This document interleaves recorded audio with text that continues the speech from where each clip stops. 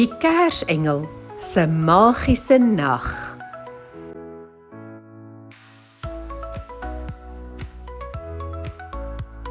She luistert naar Klets in Afrikaans.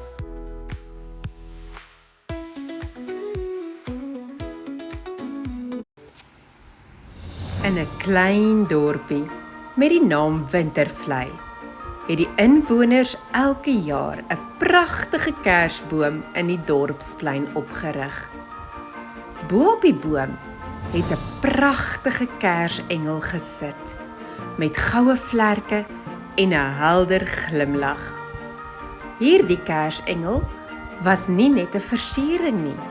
Sy het 'n spesiale taak gehad om die gees van Kersfees te beskerm en vreugde te bring aan almal in die dorpie. Die kersengel se naam was Gabriella. Sy het elke jaar gesien hoe die dorpie met liggies en versierings gevul word.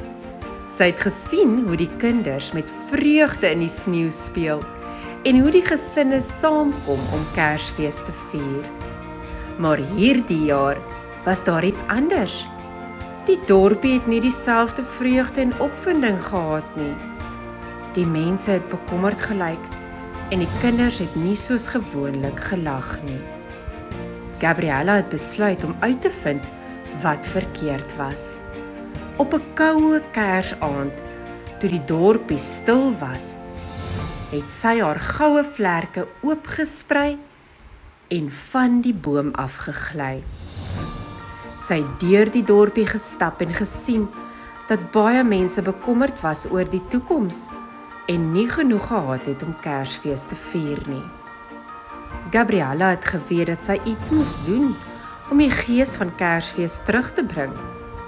Sy het haar magiese staf gebruik om 'n helder lig oor die dorpie te laat skyn. Die lig het die mense se harte verwarm en hulle herinner aan die ware betekenis van Kersfees. Omgee, saamwees, liefde en vriendskap. Die volgende oggend het die dorpie wakker geword met 'n nuwe gevoel van hoop en vreugde. Die mense het begin om mekaar te help en geskenke en kos met mekaar te deel. Die kinders het weer begin lag en speel in die sneeu. Die dorpie het weer gevul geword met die gees van Kersfees. Gabriella het teruggekeer na haar plekkie bo op die kersboom, tevrede dat sy haar taak voltooi het.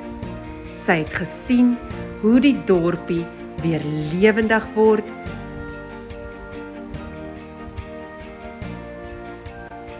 en het geweet dat haar magiese nag 'n verskil gemaak het. En so het die kersengel Gabriella elke jaar die dorpie Wintervlei se Kersfees spesiaal gemaak, deur die mense te herinner aan die ware gees van Kersfees. Haar helder glimlag en goue vlerke het vir altyd in die harte van die dorpenaars gebly.